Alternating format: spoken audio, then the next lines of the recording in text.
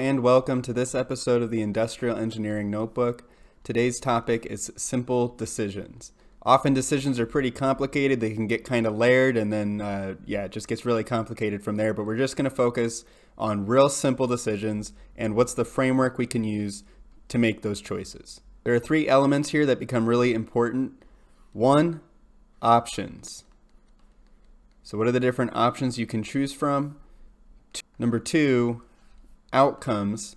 So after you make your decision, what are the possible outcomes? And three, approach. What approach are you going to take to decide between your possible options? So for a simple decision, you need your options, your outcomes, and approach. Let's look at an example. Let's say there's a particular kind of widget that you make in your widget factory, and you're wondering if you need to buy another machine to help produce that widget. And there are kind of four different machines that you could buy here. You could do machine 1.0, machine 2.0.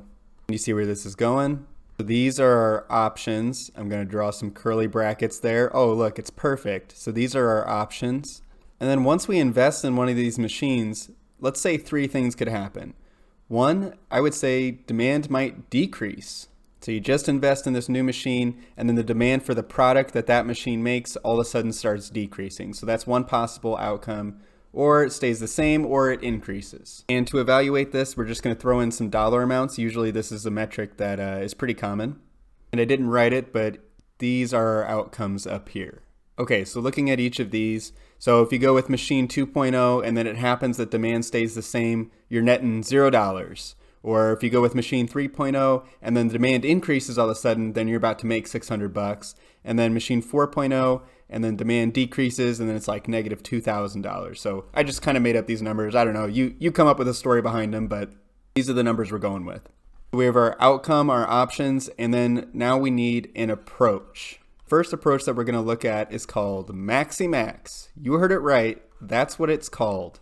And in this approach, we're going to pick the option with the highest maximum. That's the first max, the highest, and then the second max, maximum. Highest, maximum, Maxi-Max approach. Let's look at all of our maximums here. Machine 1.0, $600. 2.0, $700. 3.0, $600. 4.0, $500. Oh, cool. They all land in this column. That was just a coincidence.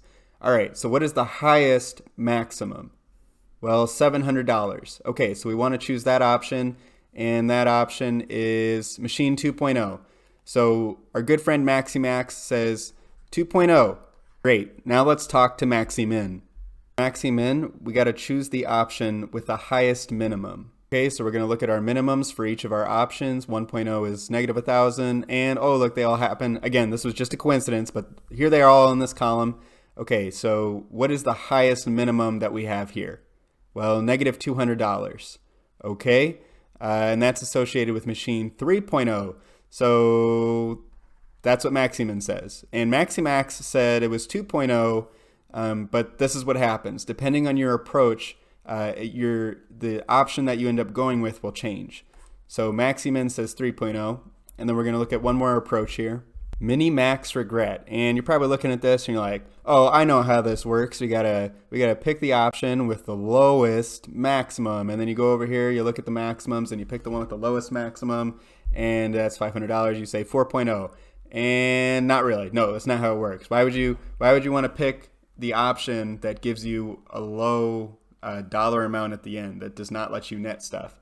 The key here is that it's mini-max regret. So we need to determine what the regret is for each of these options and outcomes. Let's say you do choose machine 1.0 and then the demand decreases. How much regret are you experiencing at that point? Well, the demand was going to decrease, so it would have been better if you had gone for machine 3. So how much regret are you feeling there? $800 worth. So that's your regret. That's not an exponent. I'm just kind of writing it up there. Usually you can make your own separate table just with the regrets. And then 1.0, so let's say you go with 1.0 and then the demand, it just stays the same. Okay, how much regret are you experiencing in this situation? Well, you should have gone with 3.0, so you are looking at $100 worth of regret. And then you can kind of fill in the rest of these from there. Notice that none of these regret values are negative. I mean, either you picked an option that was the best option for that outcome, so it's $0, or you didn't. And so then you're going to get some positive number representing the amount of regret that you have. But it's not really possible to have a negative regret, even though we have some negative numbers originally in the table. We want to minimize the maximum regret. So we want to pick the choice that gives us the lowest maximum regret value. So for 1.0, the maximum regret would be $800.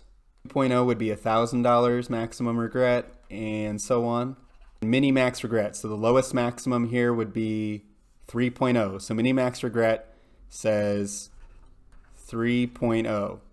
A large part of industrial engineering is just making decisions for the factory floor. And so while often decisions are more complicated than a simple table like this is a really good launching pad. If you can make decisions like this, it's really going to help you in the long run. And maybe the decisions on the factory floor aren't that complicated. Maybe a table like this would solve it. And then you can, I mean, you're not limited to one approach here, right? Maybe you use multiple approaches, see if they all kind of agree or most of them agree, single option, and then you can move from there.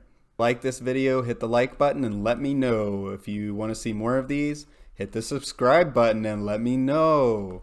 And if you have questions, definitely put them in the comments. Thank you.